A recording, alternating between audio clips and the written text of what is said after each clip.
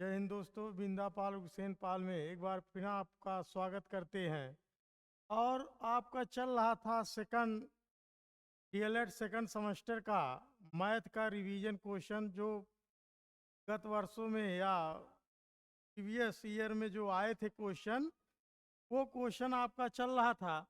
तो आइए क्वेश्चन को आगे बढ़ाते हुए आपका अगला क्वेश्चन है, कह रहा है कि परमेय संख्याएं -4/9, 4/9 से छोटी परमेय संख्या क्या है? -4/9 से छोटी परमेय संख्या क्या है? -4/9 से छोटी परमेय संख्या। लेकिन अगर इसको भिन्न के रूप में ये देख रहे हो, ऑप्शन सब इसका जो है वो हर में आपका 9 है, 9 है। तो 9 होने की वजह से ये आपका क्या है, आसान है।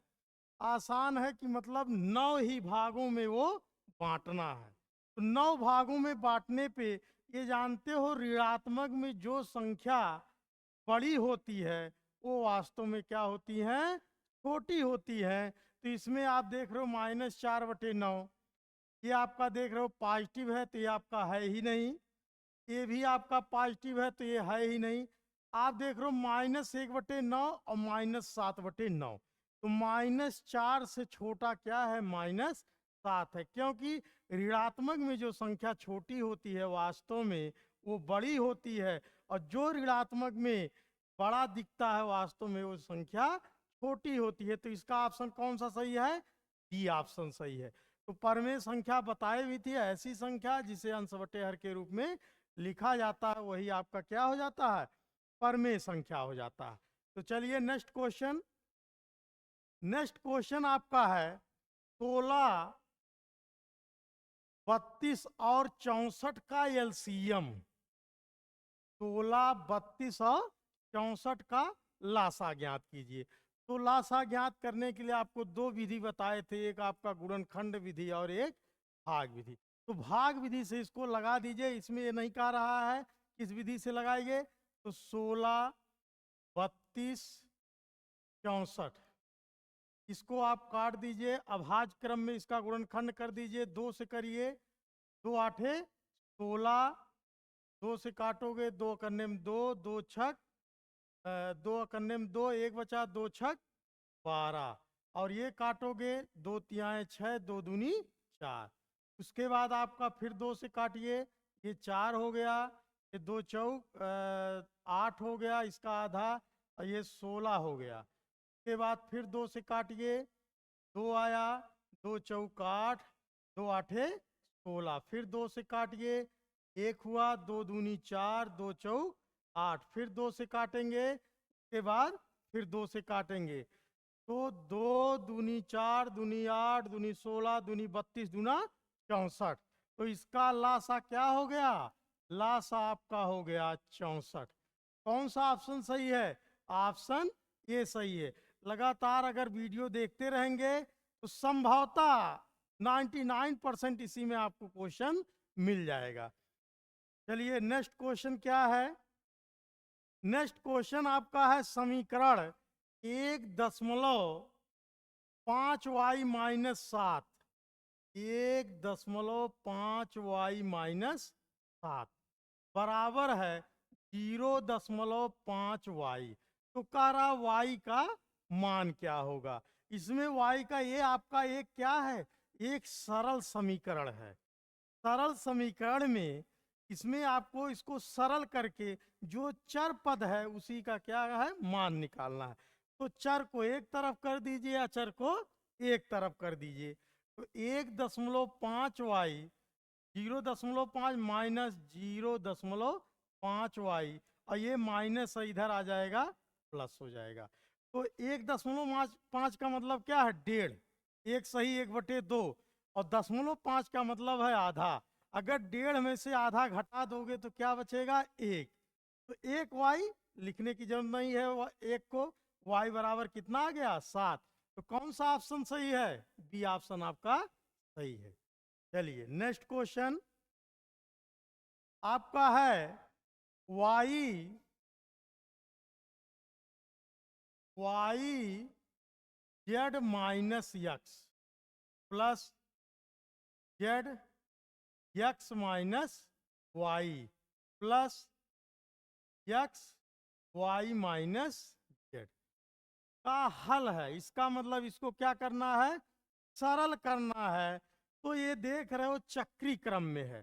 चक्री क्रम में मतलब है y z x, x z minus x, x minus y, y minus z. तो जब चक्री क्रम में रहता है तो इसका मान मान के चलिए आता है क्या, 0 आता है। लेकिन कैसे आता है देख लेते हैं। कोष्टक को आप खोल दीजिए, कोष्टक को खोल दीजिए तो हो जाएगा y z minus y x plus ये हो जाएगा z x minus z y plus x y minus x z, x z. तो आप देख रहे हैं वाई जेड यहाँ प्लस है तो वाई जेड यहाँ माइनस है। तो जितना प्लस उतना माइनस क्या हो गया, कैंसिल हो गया। वाई माइनस वाई एक्स है और यहाँ क्या है, माइनस वाई एक्स है और माइनस वाई एक्स कहीं और होगा। ये प्लस है x y minus x z, ये हो गया z x minus z y. के बाद ये हो गया y z minus y x. तो जेड एक्स जितना प्लस है उतना क्या हो गया, माइनस हो गया। तो एक्स वाई जितना एक्स वाई या वाई एक्स दोनों बात क्या है, एक ही है। तो इसका मान क्या आ गया, 0। तो कौन सा ऑप्शन सही है, डी ऑप्शन सही है। चलिए नेक्स्ट क्वेश्चन क्या है।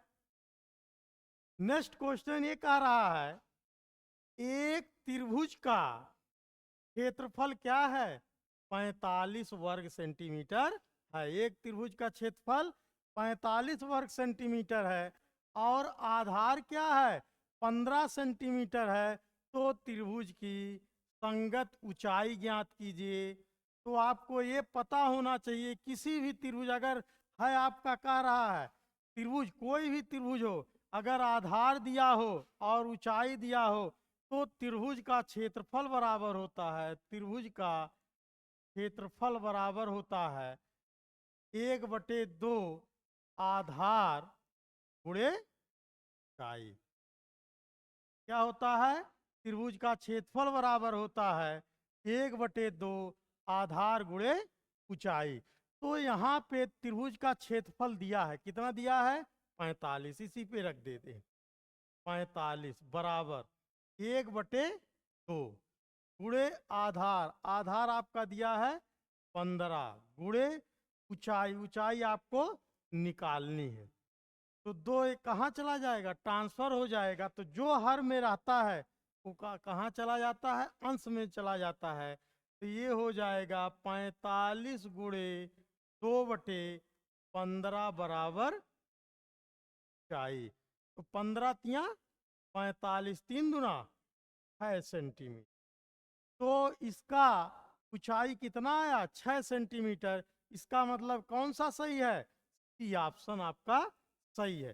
तो इस तरीके से त्रिभुज का अगर दिया है, अगर कह दे कोई भी त्रिभुज हो, अगर इसका आधार दिया हो ऊंचाई दिया हो तो त्रिभुज का क्षेत्रफल बराबर होता है 1/2 आधार गुणे ऊंचाई। तो इस तरीके से इसका आंसर कौन सा आया, 6 सेंटीमीटर। इसका मतलब सी सही है। चलिए नेक्स्ट क्वेश्चन आपका है परमेय संख्या P अपान Q, परमेय संख्या P अपान Q जहां Q does not equal to 0। इसका मतलब हर क्या है, 0 नहीं है। तो कह रहा इसका योगात्मक प्रतिलोम क्या होगा, इसका योगात्मक प्रतिलोम क्या होगा। तो मैंने बताया था योगात्मक प्रतिलोम में चिन्ह को सिर्फ बदल दिया जाता है, अंश अंश में ही रहता है, हर में ही रहता है। तो ये कह रहा P अपान Q, कोई सिंबल दिया है P अपान Q, अंश बटे हर, अंश बटे हर। तो कह रहा है इसका जो है क्या निकालना है, इसका जो है योगात्मक प्रतिलोम निकालना है। तो इसका मतलब चिन्ह को सिर्फ क्या कर दिया जाता है, बदल दिया जाता है। तो चिन्ह बदलने पे ये क्या हो जाएगा, माइनस हो जाएगा P अपान। तो आपका कौन सा ऑप्शन सही है, ऑप्शन आपका ये सही है। इस तरीके से कोई भी योगात्मक प्रतिलोम कहेगा तो अंश अंश में ही रहेगा, हर हर में रहेगा। लेकिन अगर पूर्णांक का कह दिया योगात्मक प्रतिलोम, जैसे -3 का, कोई दिक्कत नहीं है, -3 का क्या हो जाएगा, +3। 5 का कह दिया तो -5। तो पूर्णांकों का भी योगात्मक प्रतिलोम होता है और भिन्नों का भी योगात्मक प्रतिलोम होता है। तो इस तरीके से ये योगात्मक प्रतिलोम निकाला जाता है। चलिए नेक्स्ट क्वेश्चन आपका है, कह रहा है 7/13 का गुणात्मक प्रतिलोम क्या है। अभी मैंने आपको बताया था योगात्मक प्रतिलोम में सिर्फ चिन्हों को बदला जाता है, इसका मतलब उसका मान क्या आ जाए, 0 आ जाए। यहाँ कह रहा है गुणात्मक प्रतिलोम। गुणात्मक प्रतिलोम का मतलब होता है अंश हर में चला जाता, हर अंश में चला जाता है, लेकिन चिन्हों में कोई चेंजिंग नहीं होती है। तो चिन्हों में कोई चेंजिंग नहीं होती है, तो आइए देखते हैं 7/, कह रहा है 13, 7/13। 7/13 का अगर गुणात्मक प्रतिलोम कह रहा है तो चिन्ह आपको क्या करना है, नहीं बदलना है। तो हो जाएगा 13/7।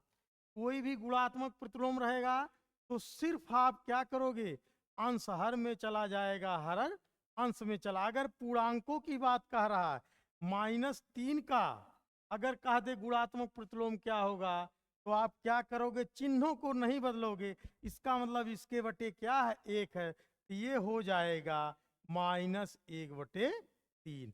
तो इस तरीके से गुणात्मक प्रतिलोम आप आराम से निकाल सकते हो, अब गलत नहीं होना चाहिए। चलिए नेक्स्ट क्वेश्चन आपका क्या है, नेक्स्ट क्वेश्चन कह रहा है समबाहु त्रिभुज।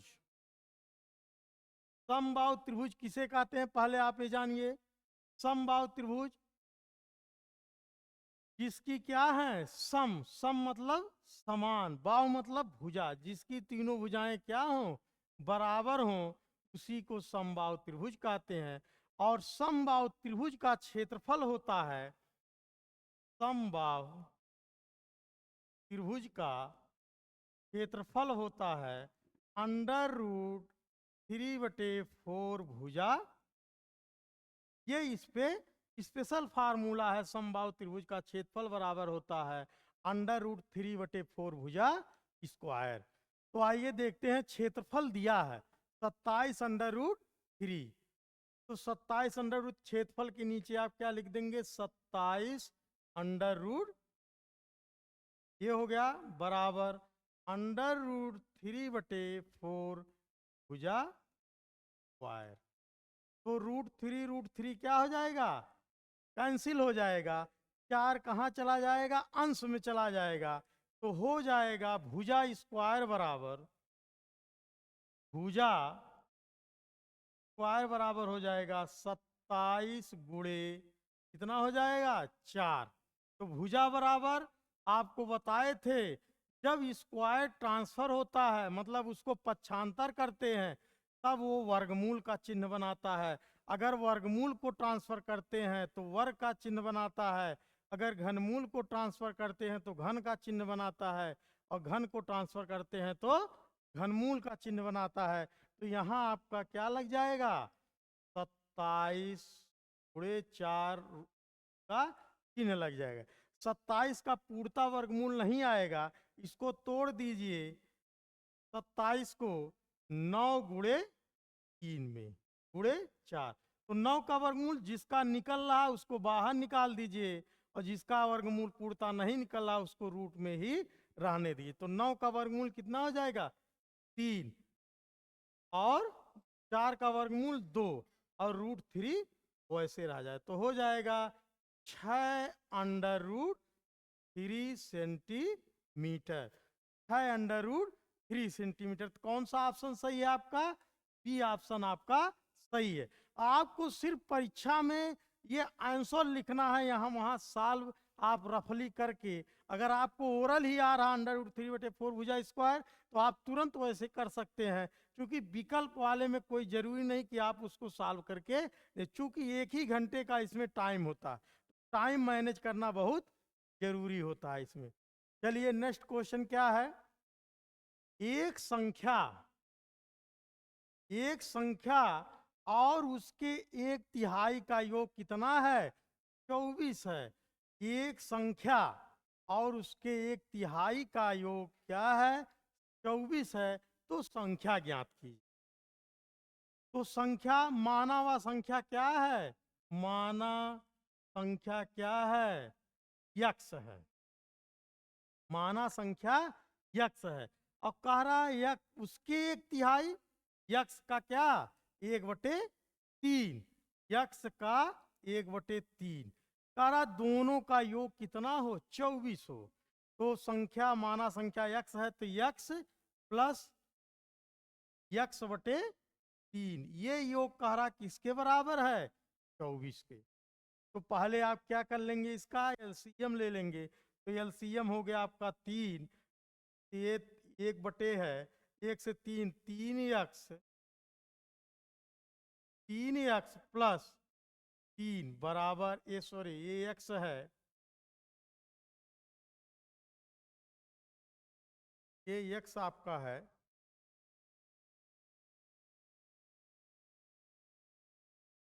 बराबर क्या है?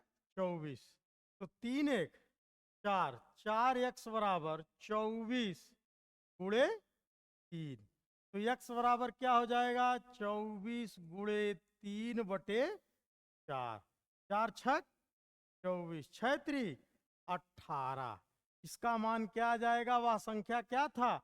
18। अगर 18 और उसका 1/3 ले, इसको चेक कर सकते हो आप, मेरा सवाल सही है या गलत है। कैसे कर आया? आपका संख्या क्या आया? 18। आप 18 ले लीजिए, फिर कह रहा 18 का 1/3, 18/3, 3 छक 18। कह रहा दोनों का योग 24 हो। आप देख लीजिए क्या 24 आ रहा है? अगर आ रहा तभी आपका सवाल क्या है? सही है, अन्यथा गलत है। तो आप इसको लगा के चेक भी कर सकते हो मेरा सवाल सही है या गलत है। तो इसका ऑप्शन कौन सा सही है? B option 18। चलिए नेक्स्ट क्वेश्चन क्या है?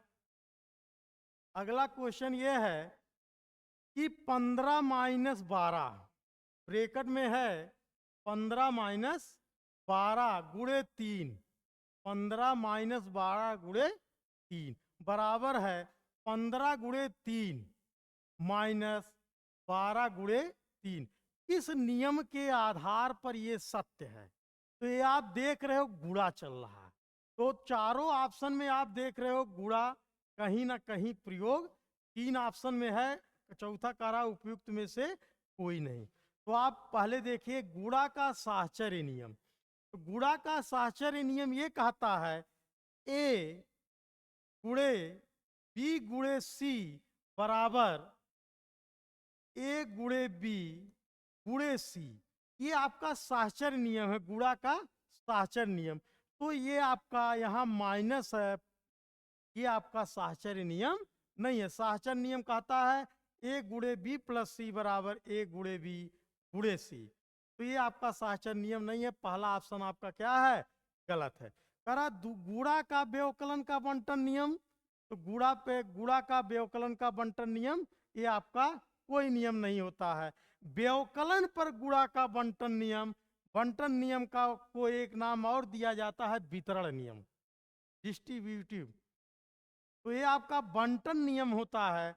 तो व्यवकलन पर गुणा का बंटन नियम, यही आपका ऑप्शन सही है। चलिए क्यों वितरित किया गया है? 15 माइनस 12 को 3 का एक बार 15 में गुणा करके, फिर माइनस का चिन्ह है माइनस लगा दिया गया, फिर 3 का एक बार 12 में गुणा कर दिया गया। तो इस तरीके से ये आपका है व्यवकलन पर गुणा का बंटन नियम। चलिए नेक्स्ट क्वेश्चन है। नेक्स्ट क्वेश्चन ये कह रहा अति लघुत्री में आ जाइए, कह रहा 83 83 के अंकों को परस्पर बदलने पर प्राप्त संख्या, 83 के अंक, तो जब दो अंकों को मिला दिया जाता है तो संख्या बन जाती है। तो 83 क्या है? ये संख्या है। कह रहा है इसके अंकों को परस्पर बदल दिया जाता है, इसका मतलब इकाई दहाई पे चला जाता है, दहाई इकाई पे, तब वो संख्या फिर क्या बन जाती है? 38 बन जाती है। और कह रहा मूल संख्या से घटाने पर, तो मूल संख्या आपका 83 है, इसमें से घटाया जाएगा तो इसका मान कितना आ जाएगा? बहुत आसान है। तो 13 में से 8 गया 5, और यहाँ बचा 7, 7 में से 3 गया 4, तो वह संख्या क्या है? कौन सी संख्या मिलेगी? 45। चलिए नेक्स्ट क्वेश्चन। नेक्स्ट क्वेश्चन आपका है, कह रहा है 5/6, 3/8 और 9/20 का एलसीएम ज्ञात कीजिए। मैंने भिन्नों का एलसीएम जब आपको पढ़ाया था तो बताया था, अगर भिन्न का लासा निकालना है तो अंश का लासा लोगे और हर का मासा लोगे। वही फार्मूला यहां लगा दीजिए तो होगा भिन्न का लासा बराबर क्या होगा? अंश का लासा बटे हर का मासा, हर का मासा। तो इसका मतलब क्या है? 5, 3 और 9 का आपको क्या करना है? लासा लेना है। उसके बाद 6, 8 और 20 का मासा। तो गुणनखंड या भाग विधि से आप कर लीजिए। 3 तो इसी में कट जाएगा, ऐसे आप कर लीजिए 5, 3 और 9 का। आप 2 से कोई कटेगा नहीं, 3 से काट दीजिए, 3 से 5 वैसे ही रहेगा, 3 करने में 3, 3 त्रिका 9। एक बार और 3 से काटिए, 1, 1, फिर उसके बाद 5 से आपका 1, 1 शेषफल हो गया। तो 5 तियाँ 15 तियाँ 45। और ऐसे ओवरऑल करना चाहते हो तो ये बड़ी संख्या ले लीजिए, अगर जो छोटी संख्या उससे कट रही है तो वो, और जो बच रहा है तो उन दोनों का क्या कर लेंगे? गुणनफल कर लेंगे। इसका मतलब 9 पचे 45 बटे हर 6, 8, 20 बताए थे महत्तम में। वह बड़ी से बड़ी संख्या जो दी गई संख्याओं से, दी गई संख्याओं में भाग देने पे उड़ता क्या है? विभाजित हो जाए। तो सबसे बड़ा इसमें कौन सा है? 2। 2 आपका क्या है? 2 से 6 भी कट जाएगा, 2 से 8 भी कट जाएगा, 2 से 20 भी। निकालना चाहते हो तो 6 से आप 8 में भाग दे दीजिए, 6 करने में 6, 2 आया, फिर बाप का वही भाजक बन गया, 6 में भाग दे दीजिए, 2 तियाएं 6, आपका 2 आया, 2 से फिर 20 में भाग देंगे, 2 धाई 20। तो लास्ट भाजक ही इसका क्या हो जाता है? लास्ट भाजक ही इसका एचसीएफ हो जाता है। इसका मतलब क्या है? 45/2। तो भिन्न का लासा निकालने के लिए अंश का लासा बटे हर का मासा। अगर भिन्न का मासा कह रहा है तो अंश का मासा बटे हर का लासा। इस तरीके से इसका मान कितना आ जाएगा? 45/2। चलिए नेक्स्ट क्वेश्चन। नेक्स्ट क्वेश्चन आपका है 7 के पावर 1, 7 के पावर 1 और 7 के पावर 5 और 7 के पावर 25 का लासा ज्ञात कीजिए। अगर इस तरीके से पावर के रूप में दिया है और इसका लासा पूछ रहा है तो बताए थे जो अधिकतम घात वाला होगा वही उसका क्या होगा? एलसीएम होगा, और न्यूनतम घात वाला जो होगा वही उसका क्या होगा? एचसीएफ होगा। कैसे? जैसे जब इसको तोड़ोगे तो एक 7 आएगा, फिर इसको तोड़ोगे तो 7 गुणे 7 गुणे 7, इस तरीके से 5 बार आपका रहेगा। और 7 के पावर 25 का मतलब 7 25 बार लिखा जाए। एलसीएम में मैंने बताया था जो कॉमन रहेगा वो एक बार, उसके बाद जो शेष बच रहा, इसका मतलब सब लिखना है। तो जो अधिकतम घात वाला होता है वही उसका क्या हो जाता है? एलसीएम हो जाता है। इसका मतलब इसका मान क्या आएगा? 7 के पावर 25 क्या होगा? आ गया समझ में? बहुत आसान तरीका। अधिकतम घात वाला एलसीएम होगा, न्यूनतम घात वाला एचसीएफ होगा। चलिए नेक्स्ट क्वेश्चन। नेक्स्ट क्वेश्चन का रहा है 9:x, 9:x समानुपाते x अनुपाते 16, तो x का क्या करना है, मान निकालना है। बहुत मस्त क्वेश्चन है। ये होता है अगर a अनुपाते b समानुपाते c अनुपाते d है, तो ये होता है a बटे b बराबर c बटे d। इसी पे आप रख दीजिए। ये प्रथम पद, ये द्वितीय पद, ये तृतीय पद, ये